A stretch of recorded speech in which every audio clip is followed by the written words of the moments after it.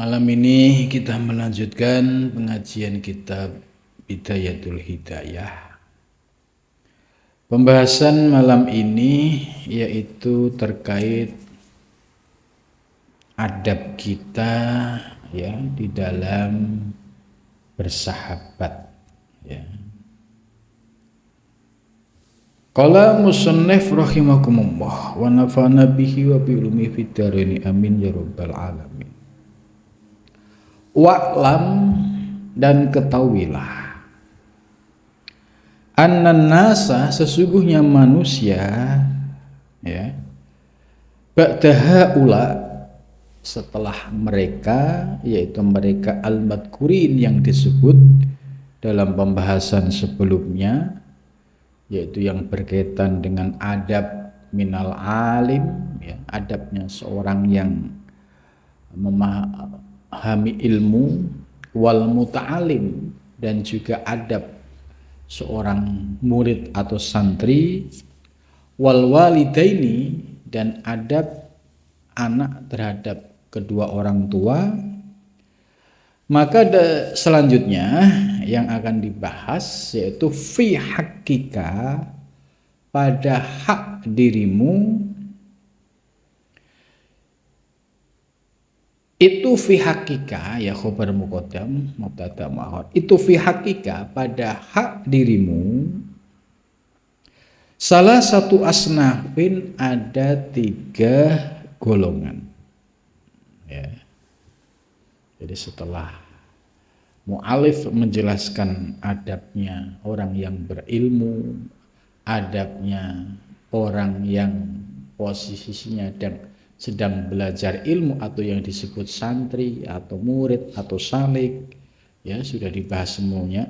Dan yang sebelum pembahasan ini adalah wal walidain yaitu adab seorang anak kepada kedua orang tua. Maka selanjutnya yaitu berkaitan dirimu. Imma asdiqa ya ada kalanya ya berhadapan dengan asdiqa yaitu beberapa teman. Wa imma ma'arif ada kalanya dengan orang yang punya pengetahuan ya berilmu atau orang-orang yang berpendidikan ya. Wa imma majahil ada kalanya kita berhadapan dengan orang-orang yang bodoh. Jadi maksud saya luar biasa Imam Ghazali memberikan guidance bimbingan ya kepada kita atau kepada ya generasi muda bagaimana dalam mensikapi ya pada saat kita berteman atau kita berhadapan dengan orang yang berilmu atau kita berhadapan dengan orang yang bodoh. Ya, sebab kita hidup ya bisa berkumpul dan berinteraksi dengan siapapun. Tapi kalau kita punya guidance, pedoman, ilmu bagaimana menghadapi orang yang berilmu, berpendidikan, bagaimana menghadapi orang yang tidak berilmu. Ya, di sini akan dijelaskan oleh mu'alif yaitu Imam Ghazali secara lebih detail. Sebab kalau tidak diberikan guidance tuntunan ya beradab ini, ya khawatir orang yang berilmu terseret dengan orang yang bodoh ya yang tidak memiliki ilmu di dalam ucapan maupun tulisan gitu. Ya misalnya ya di zaman sekarang ini di era medsos ya. Dulu sebelum ada medsos kita berinteraksi ya paling ya dengan sesama teman saling berhadapan. Tapi di era modern ya, kita bisa berinteraksi di dunia maya dengan orang yang tidak kita kenal. Dan mereka terbuka untuk berteman dengan kita. Nah, disinilah mu'alif Imam Ghazali akan memberikan tuntunan bagaimana ketika kita berteman dengan orang yang berpendidikan. Ya, tentu bahasanya akan tertata dengan baik, ya, rasional, ya, berurutan. Ini tanda-tanda kalau yang kita hadapi adalah orang yang berpendidikan. Ya pasti sopan santun, adab. Gitu. Tapi ada kalanya dengan orang yang tidak berpendidikan. Mereka tidak ngerti norma. Ya seperti ya mencaci maki orang di medsos ya. Lah, orang yang seperti ini bisa menjadi racun toksik ya. Kalau kita tidak prepare, punya guidance, punya pandangan, punya tuntunan ilmu, kita akan mudah terseret. Oh itu kok gampang misuh-misuh, gampang mencaci maki, terus akhirnya ikut-ikutan. Ya, dia asal komentar, ya, tidak tahu bahwa yang dikomentari ini adalah orang yang terhormat misalnya. Karena dia tidak ada norma, ya. Tidak dibingkai dengan norma sosial maupun agama, maka akhirnya liar, ucapannya liar, komentarnya liar. Nah inilah yang oleh Imam Ghazali ternyata abad 13 yang ya abad 12 ya, abad 12 itu Imam Ghazali sudah ya memberikan guidance ketika berteman dengan orang-orang yang masuk kepada kelompok majahil. Karena ini menjadi tadi pengaruh negatifnya itu lebih mudah masuk. Ya, karena itu kalau kita nggak punya kontrol, nggak punya filter, ya, ada orang mudah mencaci maki orang. Kalau kita nggak punya ilmu pasti kita juga akan terpengaruh, akhirnya mudah mencaci orang. Ya, ini bahayanya di dunia medsos, ya, terlebih sekarang sudah ada undang-undang IT, ya. Ini pun kalau kita kebablasan dan pihak terkait itu tersinggung, ada konsekuensi hukumnya. Itu. Jadi kita harus memahami dari aspek norma agama. Oh iya, mencaci orang tidak boleh, membuli orang tidak boleh, berkata yang menyakiti orang juga tidak boleh. Begitu juga norma sosial ya. Kalau kita mencaci orang akan nampak kualitas kita. Ya, begitu juga dari sisi ya perundangan ada norma hukum bahwa sudah ada undang-undang IT kalau kita berbicara kemudian menuduh menfitnah gitu. Ini sudah masuk undang-undang IT dan ini memiliki konsekuensi hukum dan bisa diproses secara hukum gitu. Nah, disinilah pentingnya kita kenapa harus ngaji ya, supaya perilaku kita itu terbimbing. Ada ilmunya, ada ilmu yang masuk dalam pikiran kita. Oh begitu nggak boleh, oh ini yang boleh. Gitu. Coba kalau di zaman sekarang ini ya, orang mencaci maki orang itu naudzubillah min dzalik ya di medsos itu sangat lepas kontrol. ya.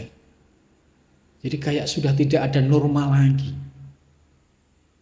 Ini dampak dari kemodernan, ya, dampak dari medsos. Lah, pengaruhnya, ya, akhirnya menyebabkan orang-orang berilmu pun ikut-ikutan misuh-misuh, gitu. Nah, ini yang dampak negatifnya.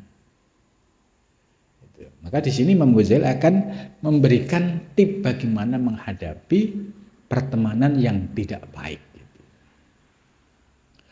Faidah balaita, maka apabila kamu dicoba, ya, bil awam, dengan komunitas orang awam, al majhulina, ya, mereka orang-orang yang tidak berpendidikan. Ya sudah tentu bicaranya orang awam yang tidak berpendidikan itu kan tidak ada norma, ya, norma sosial, ya, dia abaikan norma agama, tidak ngerti, ya, akhirnya pengaruh pertemanan itu yang akan membentuk, ya, dirinya itu.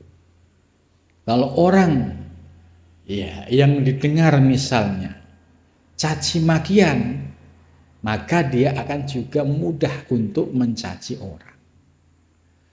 Ya, kalau selama ini dia dengar orang lain gampang misuh-misuh dengan kalimat-kalimat yang kasar, yang tidak beradab, dia juga akan misuh-misuh seperti yang dia lihat dan ia dengar. Ini dampak dari pergaulan. Maka di sini fa'adzabu majalasatihim, maka adab bergaul dengan mereka, ya. Imam Ghazali tetap memberikan petunjuk adab, sekalipun kita berkawan dengan orang yang bodoh, ya, orang yang majhulin, tidak berpendidikan. Bukan lantas kita kemudian tidak bersahabat dengan dia. Nah, Imam Ghazali tetap bersahabat, ya, memberikan pedoman tetap bersahabat, tapi pakailah adab-adab dalam menghadapi mereka, gitu. Supaya energi negatif yang dia miliki tidak masuk ke dalam diri kita, tapi energi positif kita yang baik bisa mempengaruhi mereka. Jadi ini, ya, bagi orang yang punya ilmu, bagi orang yang punya kecerdasan, ya, tentu dalam bergaul, ya, tidak menutup diri dengan siapapun. Akan tetapi ketika dia berhadapan dengan orang-orang yang tidak berilmu, yang berakhlak tidak baik, ya, contoh misalnya mereka ini, ya, orang yang sudah terbiasa minum-minuman, alkohol misalnya, atau orang yang tiap hari itu selalu pakai narkoba, gitu. Ini jelas negatif. Kalau kita tidak kontrol diri dengan baik, pasti cepat atau lambat kita akan terpengaruh. Maka Imam Ghazali memberikan penjelasan, yaitu adab pada saat bersama mereka, tarkul haudi, yaitu meninggalkan masuk lebih jauh dalam komunitas mereka. Jadi misalnya dia ahli minum, ahli narkoba, ya, jangan kepedean kemudian saya akan berusaha merubah mereka, gitu. Kalau kita nggak siap, pasti kita yang mengikuti mereka. Gitu. Lah, adabnya bagaimana?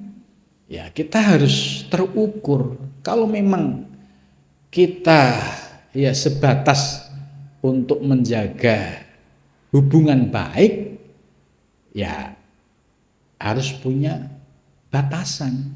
Ya artinya ketika ketemu ya tetap disapa dengan baik. Tapi kalau suatu saat diajak kumpul-kumpul, nongkrong-nongkrong, ya di situ ada minum-minuman, ya harus ditinggalkan.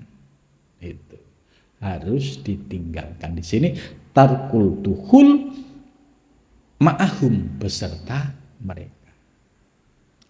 Kenapa Imam Ghazali memberikan solusi seperti itu?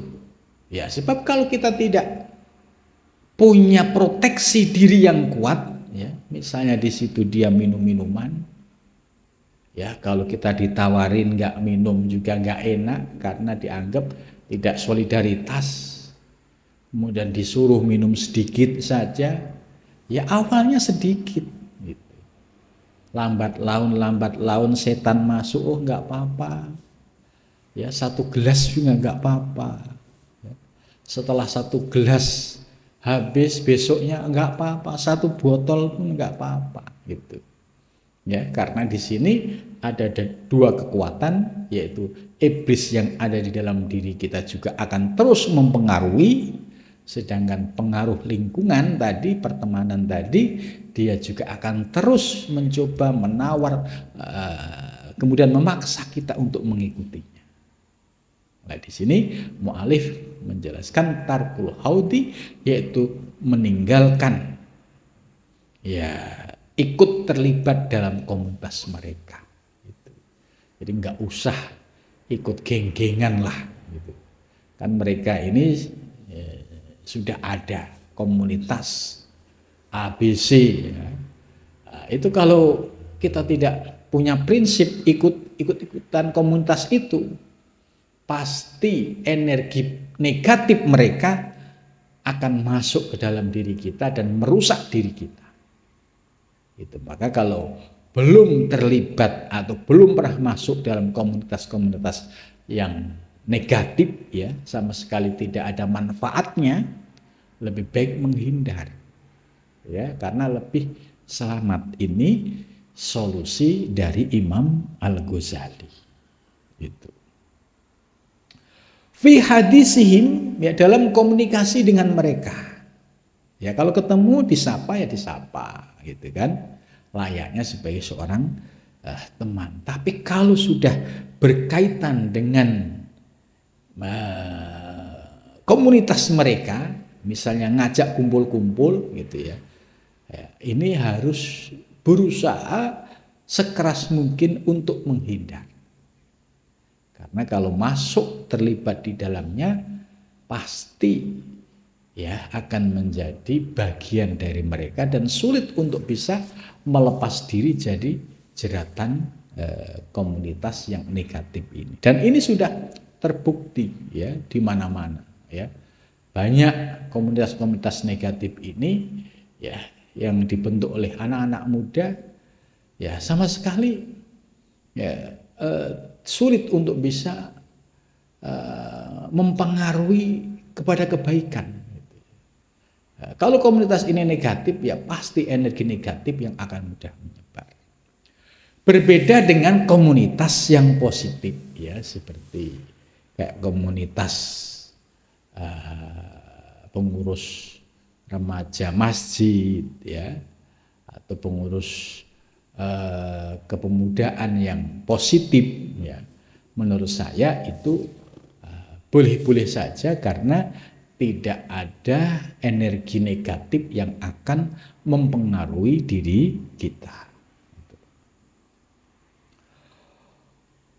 Wakilatul as-sughoi. Selanjutnya tadi meninggalkan ya dari berhubungan dengan mereka, ya menghindar, jangan sampai masuk dalam komunitas mereka. Yang berikutnya wasani kilatul asgoi, yaitu menyedikitkan isgo itu mendengarkan obrolan-obrolan mereka. Ila arojifihim, yaitu kepada banyaknya kabar yang buruk, ai kasratu abarin as-sayyi'ah. Ya, kalau misalnya ketemu ya komunitas misalnya copet gitu ya. Ya pasti omongannya ya sekitar percopetan. Kalau ketemu komunitas geng motor ya pasti omongannya seputar itu. Atau komunitas geng-geng lain pasti omongannya selalu ya membuat kisruh ya dengan kelompok lain gitu. Nah di sini Imam Ghazali sudah menguraikan yaitu kasratu ahbarim as-sayyi'ah. Pasti yang akan keluar dari pembicaraan ini pasti pembicaraan yang buruk-buruk. Kemudian berikutnya wahtilafi aqwalim al-kadhibah, dan munculnya perbedaan pendapat di antara mereka yang sifatnya itu dusta. Jadi mereka ya istilahnya menganggap dusta dianggap hal biasa. Dusta dengan kedua orang tuanya misalnya, izinnya mau ke masjid ternyata kumpul dengan geng motor gitu kan. Izinnya mau belajar tapi akhirnya ketemu dengan geng narkoba misalnya. Nah ini pasti akan terbiasa seperti itu.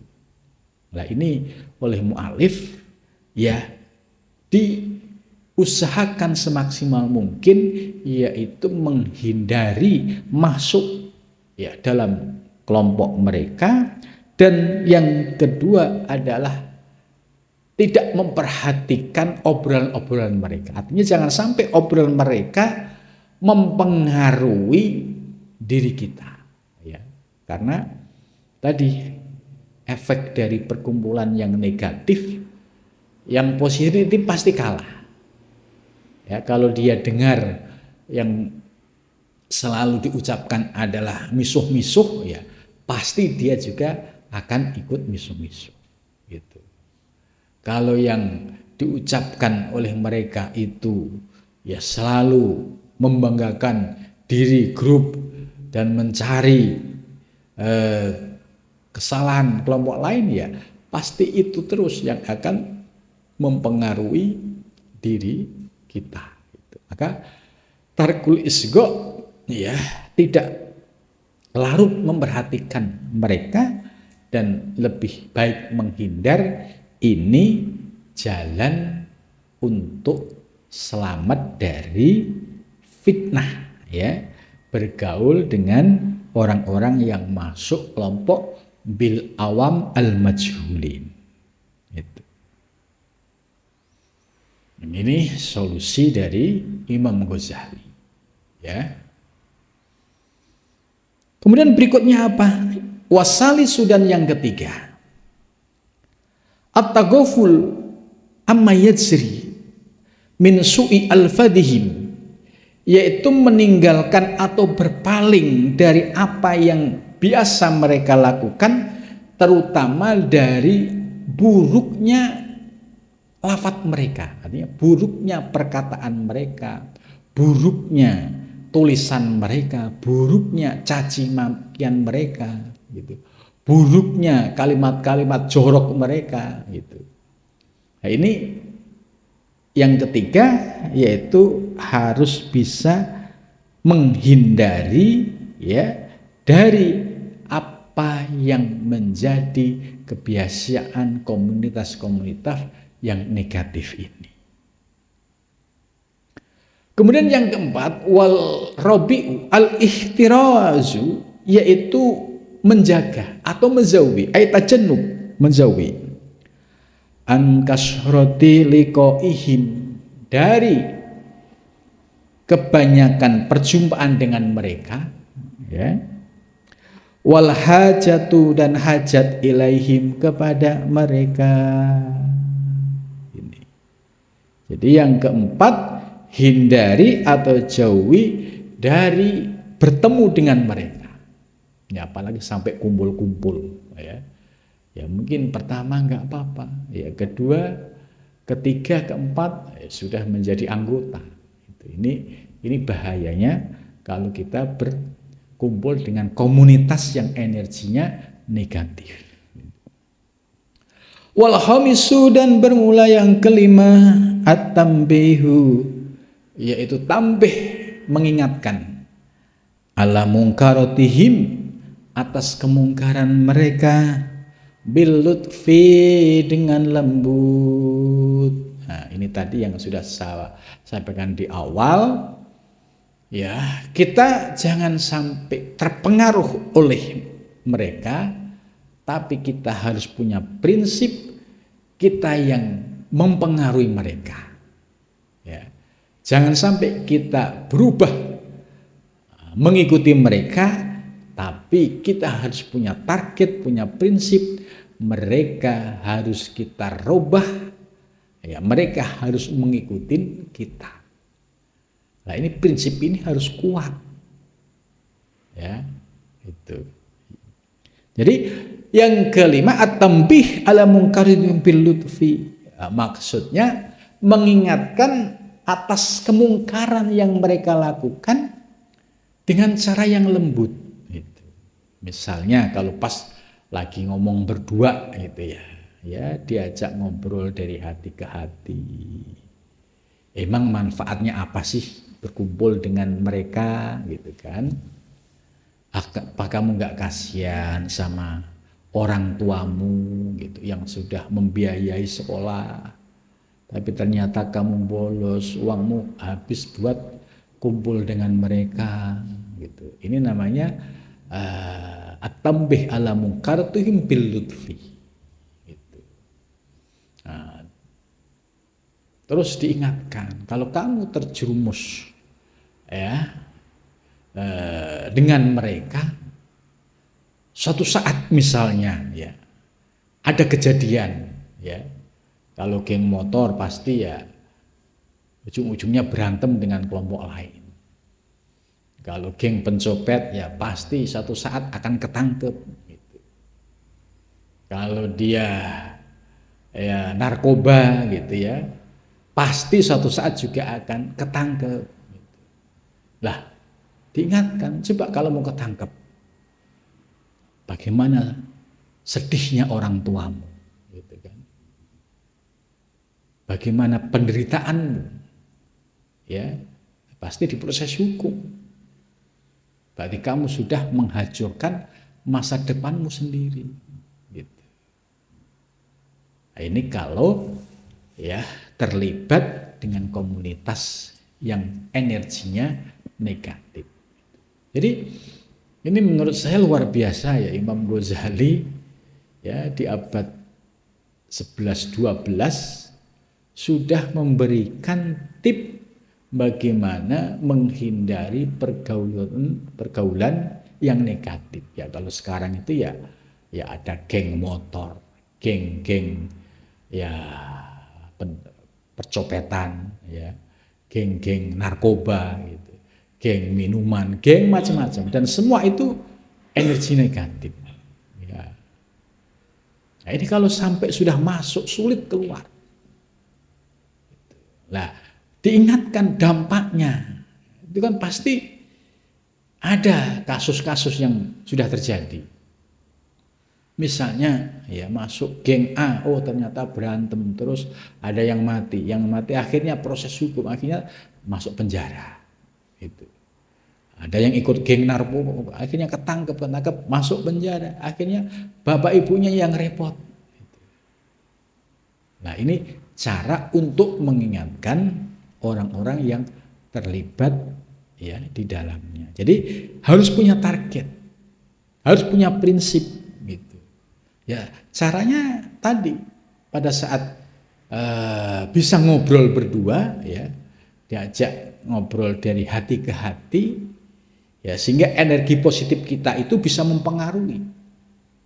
Jangan saat berkumpul dengan komunitas mereka yang dominan, pasti kalah, energi kita nggak mampu untuk mempengaruhi. Nah, ini prinsip-prinsip yang disampaikan oleh Imam Ghazali ini menurut saya ya luar biasa. Itu. Nah, bagaimana kalau misalnya ya, saya akan berdakwah di kalangan anak muda yang narkoba. Ya kalau punya prinsip dan punya strategi dan punya proteksi yang kuat, ya nggak apa-apa. Tapi kalau nggak punya proteksi yang kuat, bisa jadi korbannya, bisa jadi pengedarnya. Saya akan dakwah di dunia malam misalnya. Ya boleh-boleh saja asal kuat, proteksinya kuat, lahir batinnya kuat. Kalau nggak kuat, ya terseret. Nah, di sini Imam Ghazali sudah memesan yang kelima ini yang paling inti. Bagaimana kita bisa mengajak dengan kelembutan supaya mereka bisa meninggalkan dunia yang hitam tadi. Tapi kita harus mengukur diri. Tidak kemudian gaya-gayaan, saya mau dakwah di diskotik, dakwah di narkoba, dakwah di pelacuran, tapi tanpa ilmu, tanpa proteksi, akhirnya terseret ya dalam pergaulan tersebut. Ini dampak dari tidak memahami peta itu. Kemudian selanjutnya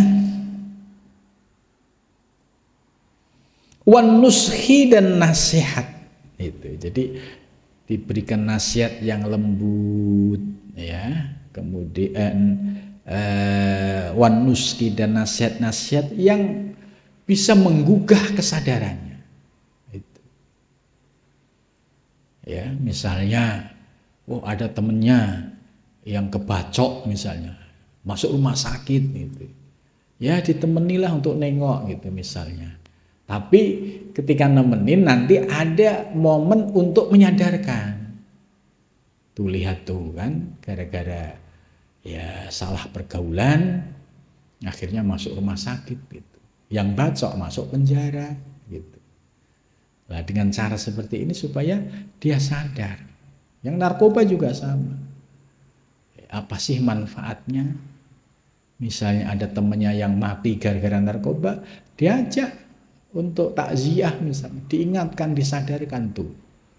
Akhirnya kan meninggalnya dalam keadaan narkoba. Karena naudzubillah min dzalik gitu. Mau kamu seperti itu ya. Nah, dengan cara seperti ini ya harapannya mereka bisa kembali kepada jalan yang benar. Inda rojail qabuli minhum, tapi dengan catatan tadi kita memberikan nasihat yang lembut pada saat ada peluang kita bisa mengajak mereka untuk kembali. Tapi kalau peluangnya untuk kembali itu kecil, ya dia sudah tidak mempan nasihat, ya justru kalau kita nasihatin malah ya, mereka bisa marah gitu. Ya lebih baik nyari yang lebih aman. Gitu. Jadi Imam Ghazali ini menjelaskan boleh memberikan nasihat mereka dengan kelembutan apabila ada peluang mereka untuk bisa diajak kembali ke jalan yang benar, menerima nasihat yang baik. Nah ini kan tentu harus dibaca situasinya. Nah, biasanya mereka itu pada saat menghadapi masalah berat gitu ya, baru itu nasihat itu masuk. Tapi pada saat lagi mereka sedang jaya-jayanya gitu ya, itu sulit untuk diberikan nasihat itu. Kemudian berikutnya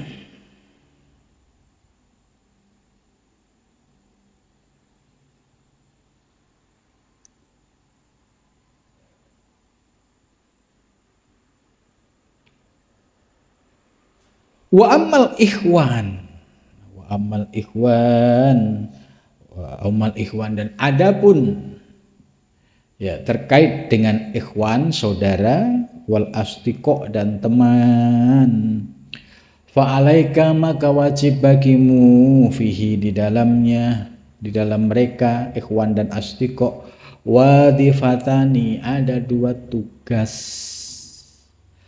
Ahaduhuma bermula salah satu dari keduanya antat luba, yaitu hendaklah kamu mencari awalan pertama syurutas suhbah, yaitu memahami syarat-syarat suhbah, yaitu berteman baik dengan mereka, wasyodakoti dan persahabatan. Jadi maksudnya kalau kita berteman, ya tentu kita harus punya hitung-hitungan. Itu teman ini potensinya apa, gitu ya. Kalau potensinya negatif, ya bahaya, sama kayak yang di awal tadi. Tapi kalau teman misalnya punya keahlian dagang, gitu ya, ya nggak apa-apa kita berteman dengan tujuan kita belajar dari suka dukanya ya teman ini pada saat sedang berproses berjuang sampai sukses, akhirnya dapat ilmu. Ini yang disebut dengan antat luba awalan surutus suhbah. Jadi ada energi positif teman tersebut yang bisa kita ambil. Atau teman ini sukses ya dalam dunia bisnis maupun dunia karirnya. Ya, kita belajar dari kerja kerasnya, dari gigihnya dalam menghadapi situasi dan kondisi. Maka kalau kita bisa mencari atau istifadah, mengambil faidah dari pertemanan ini, maka ada energi positif yang bisa meningkatkan semangat hidup kita. Akhirnya bisa menjadi lebih baik. Oh iya, teman itu dulunya kan ya biasa-biasa saja, tapi kenapa sekarang sukses? Nah, tujuan mendekat itu supaya dapat belajar langsung. Oh iya, ternyata dulu dia itu ya merangkak dari nol. Dia tipenya pantang menyerah, konsisten, istiqomah, dan dia selalu berusaha untuk amanah. Oh, akhirnya dia mendapatkan kepercayaan dan akhirnya sukses. Nah, energi positif ini dalam menjalin hubungan dengan ikhwan atau astiko ini penting. Begitu juga dalam bergaul levelnya yang menengah atas dengan kalangan-kalangan orang yang sukses. Ya, misalnya ada ulama yang sukses. Dulu dia dari kampung masuk ke kota, kemudian akhirnya bisa memiliki pengaruh ya karena keilmuannya, karena prinsipnya, karena kealimannya. Ini kita ambil energi positifnya. Ya.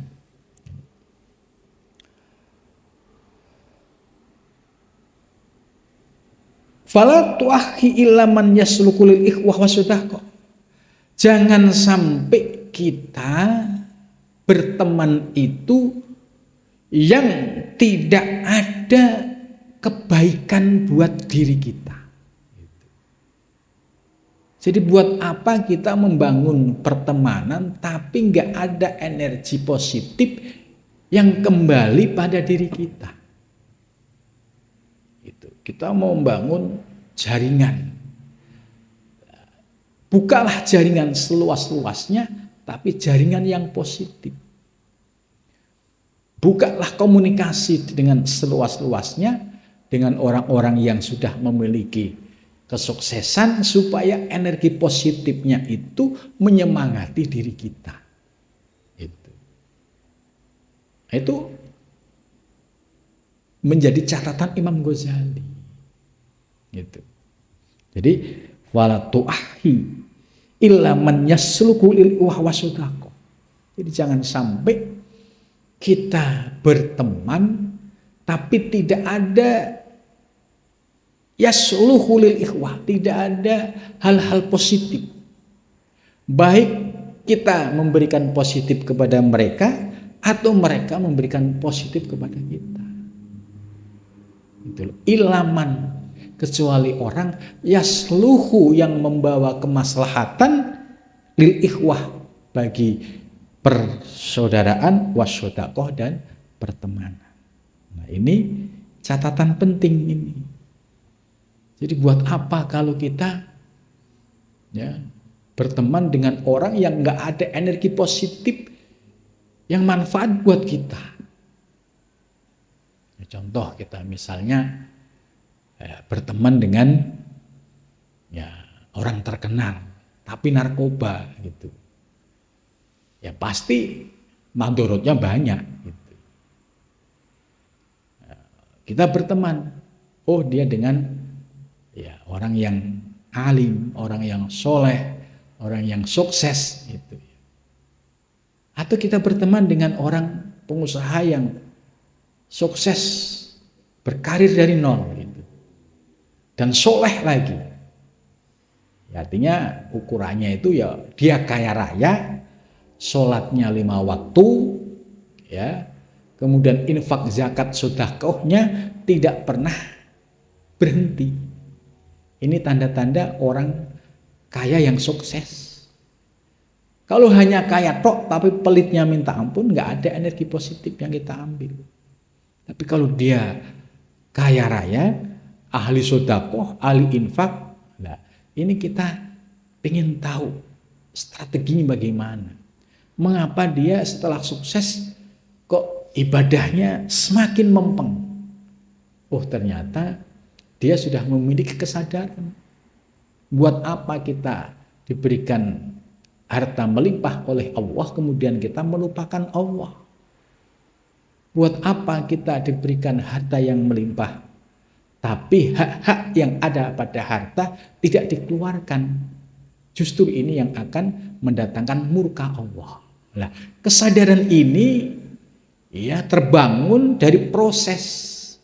Akhirnya muncullah prinsip seperti tadi. Jadi ketika dia mengeluarkan infak, zakat, sedekah, itu yang ada kepuasan batin. Karena yakin dengan janji Allah. Setiap orang yang berinfak, bersedekah pasti dibalas oleh Allah berlipat ganda. Begitu juga kita berteman dengan orang yang alim. Kenapa dia istiqomah ngaji? Padahal dia kaya nggak cuma istiqomah ngaji. Oh, ternyata dari istiqomah ngajinya ini akhirnya Allah mengangkat derajatnya dengan diberikan kemudahan-kemudahan urusan dunia dan akhirat. Nah, ini berangkat dari keistiqomahan ngadep dampar. Gitu. Kalau dia ngadep damparnya itu istiqomah, pasti Allah tidak akan membiarkan. Allah akan membukakan pintu-pintu barokah dan keberkahan dengan cara Allah. Itu. Nah, orang-orang yang seperti ini yang perlu kita serap energinya. Itu. Nah, ini tentu banyak sekali orang-orang yang sukses, sukses dalam pengertian sukses lahir dan batin. Jangan sampai sukses lahir tok tapi batinnya tidak soleh. Ini jangan sampai kita terpengaruh. Buat apa kalau kaya raya tapi dimurkai oleh Allah? Buat apa dia berilmu tinggi tapi tidak ada khidmah untuk agama, untuk masyarakat? Nah, maka bagi orang-orang yang mau istiqomah di jalan ilmu, pasti Allah akan memberikan keberkahan. Begitu juga orang yang memiliki peluang untuk sukses melalui bisnis, tapi bisnisnya digunakan untuk kemaslahatan agama, maka apa yang dia lakukan pasti memberikan keberkahan dunia dan akhirat. Nah, Ini yang dimaksud oleh mu'alif, supaya ada energi positif yang masuk ke dalam diri kita. Oh, ada keteladanan apa? Makanya ini yang disebut istifadah. Bertemu dengan tokoh itu diambil ya kelebihan tokoh tersebut.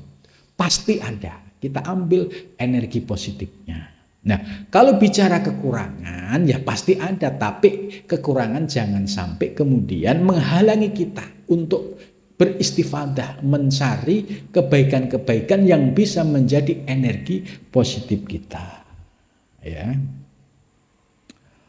Qala Rasulullah sallallahu alaihi wasallam, Rasulullah bersabda, almar'u bermula seseorang ala dini khalilihi, tergantung atau sesuai dengan agama temannya. Fal yang dur, maka lihatlah ahadakum, ya seseorang man, yaitu orang yukhalilu, yang berteman dia dengan dia. Jadi kata Rasulullah, seseorang itu tergantung dari agamanya. Maka lihatlah seseorang itu dengan siapa dia bergaul. Oh, pergaulannya dengan ya kiai yang sukses, ya, atau dia ustadz tapi punya keistiqomahan sehingga diberikan keberkahan lahir batin oleh Allah. Atau dia pengusaha tapi pengusaha yang soleh tadi. Nah, orang-orang yang seperti ini ya perlu kita dekati supaya energi positifnya bisa mempengaruhi kita sehingga kita bisa menjadi lebih baik.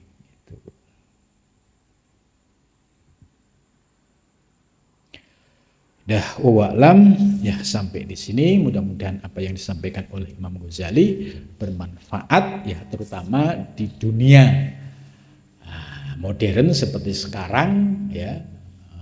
Apa yang disampaikan Imam Ghazali sangat relevan dan bisa menjadi guidance atau tuntunan hidup bagi kita yang hidup pada zaman sekarang ini. Mudah-mudahan Allah Subhanahu wa taala senantiasa memberikan bimbingan kita dalam pergaulan. Amin ya rabbal alamin.